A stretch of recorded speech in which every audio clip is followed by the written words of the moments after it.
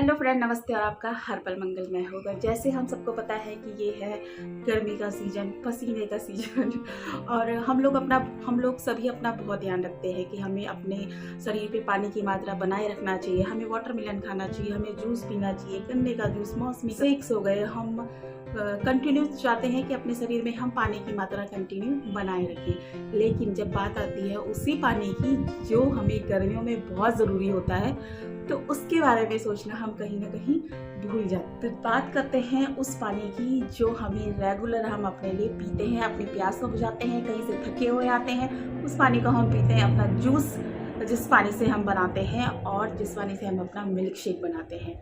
तो ज़रूरी है हमें उस पानी को स्वच्छ रखना, उस पानी को अपने हेल्थ के लिए सही तरह से रखना। तो मटके से ज़्यादा अच्छा ऑप्शन हमारे पास नहीं है। बहुत सारी चीज़ें होती हैं जिनका आंसर हम ढूंढते रहते हैं। तो आज की वीडियो इसी से रिलेटेड है। तो आज के वीडियो का राजा है हमारा मटका। तो बिल्कुल भी स्किप मत करिए। तो सबसे पहला क्वेश्चन ये होता है कि हमें मटका कब खरीदना चाहिए। तो जब आती है कि मटका कब खरीदना चाहिए, तो पुराणों में भी लिखा हुआ है कि मटका जो होता है आपका चैत्र संक्रांति आती है, जब 14 या 15 को आती है चैत्र संक्रांति। मूल अप्रैल में जब चैत्र संक्रांति आती है 14 या 15 को, तो उसमें भी हमारे बड़े बुजुर्ग कहते हैं, या पुराणों में शास्त्रों में भी लिखा हुआ है कि उस समय हमें मिट्टी के बर्तन खरीदने चाहिए। और उस समय क्या होता है, आपका गर्मियाँ भी शुरू हो जाती हैं। तो सबसे शुभ दिन होता है जब आप मटके को अपने घर पे लाते हैं। चैत्र संक्रांति का पड़ता है 14 या 15 अप्रैल को। उस दिन आप मटका खरीदें। मोस्टली अप्रैल में गर्मियाँ शुरू हो जाती हैं, तो उस समय हम ढूंढने लग जाते हैं थोड़ा ठंडा पानी है कि नहीं है। तो साइंस के अकॉर्डिंग भी और थोड़ा शास्त्रों के अनुसार भी 1 अप्रैल का महीना होता है, तो उस समय मटका खरीदना चाहिए। कि दूसरी बात आती है कि मटके का पानी ही क्यों पिए। तो उसका पहला होता है हमें लू से बचाता है। दूसरी बात होती है कि हमारे गले के लिए बहुत सही होता है, क्योंकि क्या होता है कई बार हम एकदम से बाहर से आते हैं और हम एकदम से फ्रिज का पानी पीते हैं, तो ये हानिकारक होता है और कभी कभी तो हमें उससे फीवर भी हो जाता है। तो लेकिन आप मटके का पानी अगर पीते हैं तो वो बॉडी के टेम्परेचर के साथ आपका बैलेंस बना के रखता है, आपका गला भी सही रहता है, आपको लू से भी बचाता है। और दूसरी बात है कि ये शरीर के जो ग्लूकोज लेवल होता है उसे भी सही तरह से बना के रखता है। ब्लड प्रेशर के लिए ये बहुत अच्छा होता है मटके का पानी। तो और नेक्स्ट बात आती है कि मटके का पानी जो है ये ठंडा क्यों रहता है। बच्चे अक्सर हमसे पूछते हैं कि मटके का पानी ठंडा क्यों रहता है। तो मटके का पानी जो आपका है वो इसलिए ठंडा रहता है क्योंकि उसमें छोटे छोटे छिद्र पाए जाते हैं। कहते हैं ना कि असंख्य बहुत सारे छिद्र पाए जाते हैं मटके की जो दीवार होती है उसमें। तो जो उसमें मटके की दीवारों में जो छिद्र होते हैं उनमें पानी का रिसाव होता रहता है, और बाहर वायु के संपर्क में आने पे वहाँ पे होता है वेपोराइजेशन या वाष्पोत्सर्जन की प्रक्रिया चलती है। तो जिससे क्या होता है, मटके की सतह ठंडी रहती है और वो ही हमारे पानी को भी ठंडा रखती है। तो अब आती है नेक्स्ट बात कि हम किस तरह से देखें कि हमें किस तरह का मटका खरीदना चाहिए। तो मटका खरीदने के लिए ये है कि अगर आप मटका खरीदते हैं तो आप सिंपल जो प्लेन मटका होता है वो खरीदें। जिसमें पॉलिश हो या डिज़ाइन बने हो वो मटका ना खरीदें, वो हेल्थ के लिए सही नहीं होता है। कोशिश करें कि जो सिंपल मिट्टी से बना हुआ होता है, सिंपल होता है, उसी मटके को खरीदें। और अब बात आती है कि जब मटके को हम घर पे लाते हैं तो एकदम से उसका पानी भी हमें यूज़ नहीं करना चाहिए। तो उसके लिए सबसे ज़्यादा बेहतर ये है, वो मैं आपको प्रैक्टिकली बताऊंगी कि किस तरह से हमें जब हम नया मटका लाते हैं किस तरह से हमें उसे साफ़ करना चाहिए, और जो हम मटका कंटिन्यू यूज़ कर रहे हैं उसे हम किस तरह से साफ़ रख सकते हैं, और किस तरह से हम अपने मटके का पानी साफ़ रख सकते हैं। तो देर नहीं करते हैं, लेट्स स्टार्ट।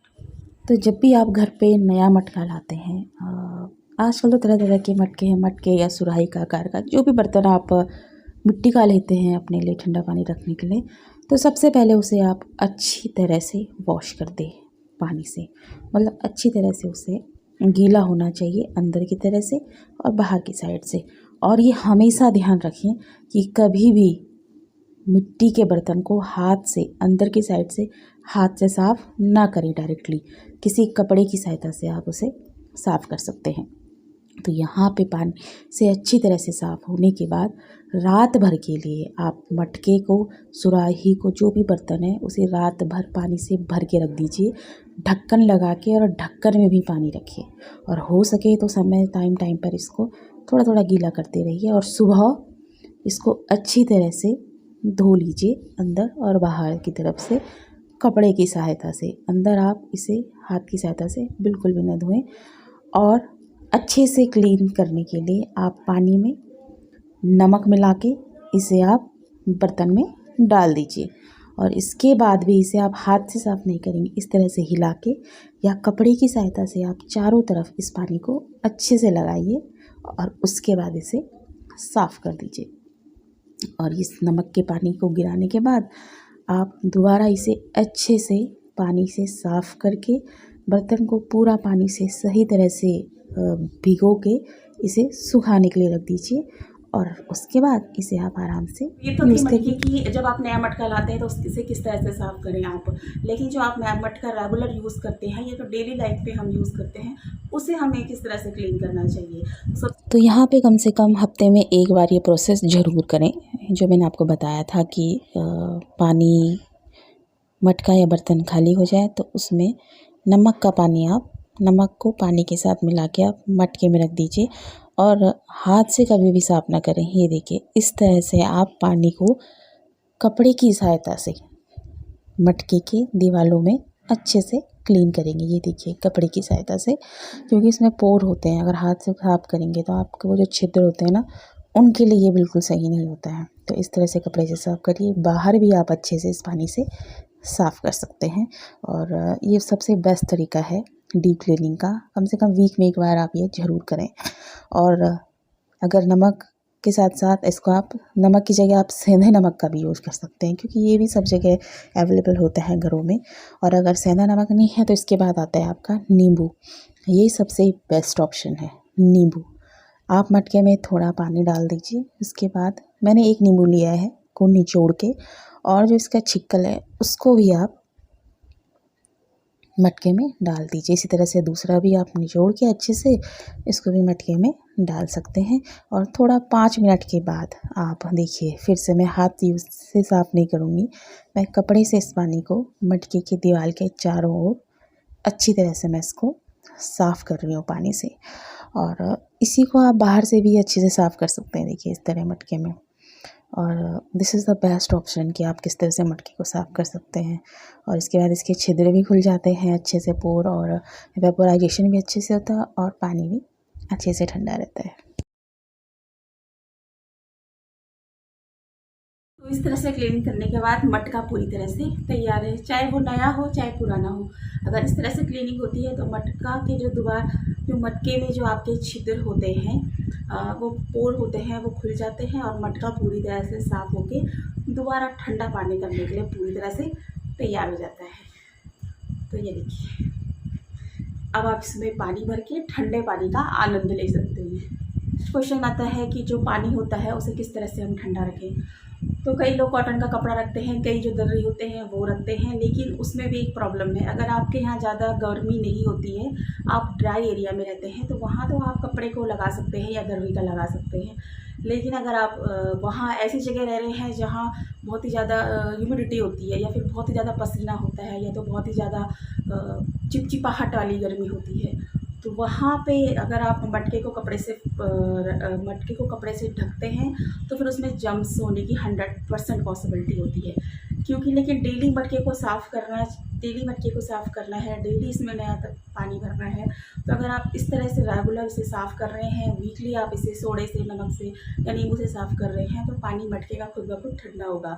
लेकिन फिर भी अगर अपने रिक्वायरमेंट के अनुसार आप इसमें कपड़ा लगा रहे हैं, या आप इसमें जो एक होता है ना टाट का, दर्री का, उससे आप गैस को फोल्ड कर रहे हैं, तो ध्यान रखें कि कम से कम उसे हर डेली आप उसे वॉश करें, तभी उसे लगाएं, वरना फिर मटके का पानी कभी कोई फ़ायदा नहीं होगा। ये पानी इसमें भी जम्स हो जाएंगे, तो इस बात का ध्यान रखें। ट्राई नहीं किया, लेकिन हाँ मैं सोच रही हूँ मैं उसे ट्राई करूँगी। वो ये है कि जो एक मिट्टी का पॉट होता है, एक जो गहरा आता है बर्तन, जिसमें हम चिड़ियाओं के लिए पानी भी रखते हैं, उसमें अगर आप रेत होती है ना, रेत, उसे भर के रख दें और इसको मटके को या सुराही जो भी आपके पास है, उसे आप उस रेत के ऊपर रख दें और रेत को कंटिन्यू गीला ही रखें। अगर रेत आपको लगता है कि सूख गई है तो उसे दूसरे दोबारा पानी ऐड कर दीजिए, कि उस तरीके से भी पानी ठंडा होता है। तो मैंने कभी ट्राई नहीं किया, लेकिन हाँ मैं ज़रूर करूँगी ट्राई, और मैं आपको भी बताऊँगी उसका रिज़ल्ट कैसा था। और जो लास्ट क्वेश्चन है कि जब मटके का पानी जब ठंडा नहीं होता है तो हमें क्या करना चाहिए। तो अगर मटका आपका ठंडा पानी नहीं हो रहा है, मटके में ठंडा पानी, तो उसका सिर्फ ये सॉल्यूशन है कि आप उसे अच्छे से वॉश नहीं कर रहे हैं। अगर आप उसे दोबारा अच्छे से वॉश करेंगे, उसको नमक के पानी से धोएंगे या उसे पूरी रात उसमें पानी भर के रखेंगे, तो वो फिर भी खुद वो ठीक हो जाएगा, खुद उसकी रिपेयरिंग हो जाएगी और वो ठंडा पानी देगा। लेकिन अगर उसके बाद भी आप मटका सही तरह से पानी नहीं दे रहा है, तो उसका मतलब ये है कि मटका आपका अब दूसरा मटका लाने का आपका टाइम हो गया है। तो फिर आप इसे यूज़ कर सकते हैं, इसमें आप फ्लावर लगा सकते हैं या इससे आप पेंटिंग करके इसको आप डेकोरेटिव पीस बना सकते हैं। तो इस तरह से मटके को साफ़ रखिए, स्वच्छ रखिए और ठंडे पानी का आनंद लीजिए, क्योंकि हम अपने शरीर को बोलते हैं ना कि हमें बहुत पानी की ज़रूरत है, लेकिन जो मेन होता है पानी, उसको कहीं ना कहीं हम भूल जाते हैं। तो मटके को अब लाइए, इसे अच्छे से साफ़ करिए और इसका ध्यान रखिए, फिर ये आपका ध्यान रखेगा। तो फिर स्टे ट्यून में पढ़ा लेगी। Do like share subscribe and जय हिंद, जय उत्तराखंड, जय माता दी। जल ही जीवन है। मटके को हमेशा खुली जगह पे या खिड़की के सामने रखें ताकि वेपोराइजेशन की प्रोसेस सही हो सके और पानी ठंडा रहे।